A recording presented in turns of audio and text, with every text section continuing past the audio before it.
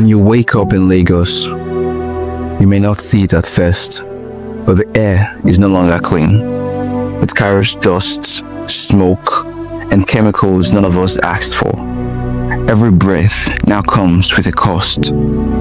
Experts call them PM 2.5, tiny particles too small for the eye, but big enough to slip deep into the lungs, even into the blood. They rise from exhaust pipes, factories, burning wastes, generators. What they leave behind is sickness, asthma, stroke, heart disease, even death before time. For Amina in Ikorodu, this is daily life. Every day she breathes in polluted air, not just the dust she wipes away, but the particles she cannot see. Our child too suffers from this. My boy, he coughs all night. I give him medicine, but it doesn't stop. You've heard the saying, smokers are liable to die young. But here in Lagos, where the air is heavy with PM 2.5, even non-smokers are not spared. Every child, every mother, every commuter becomes an involuntary smoker. Every breath is a smoke break no one asked for. For Chinedu, every ride is survival. He knows the fumes are dangerous, but the same bus that chokes the air also pays his kids' school fees and puts food on the table. The smoke is very bad, but this bus feeds my family. This is not just about one home in Ikorodu, or one bus on the road, or one street in the bar.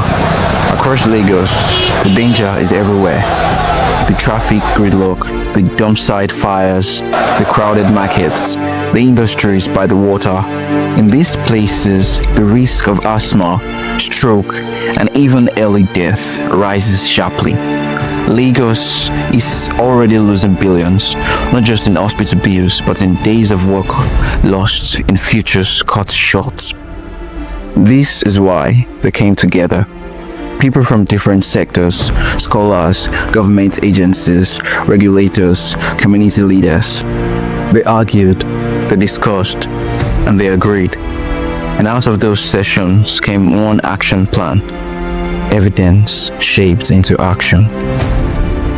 We should set up a national air quality monitoring network to track pollution and meet World Health Organization standards. Funding is key.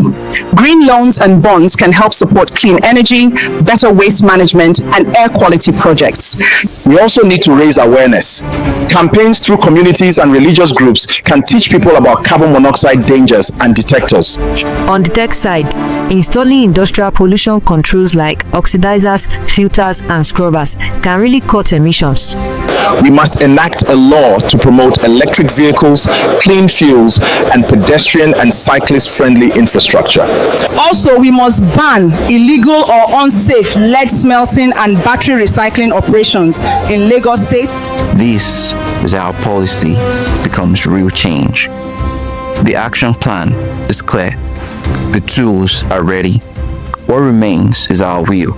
The will to fund the plan, the will to enforce laws that protect people, not polluters, the will to make clean air a right, not a privilege.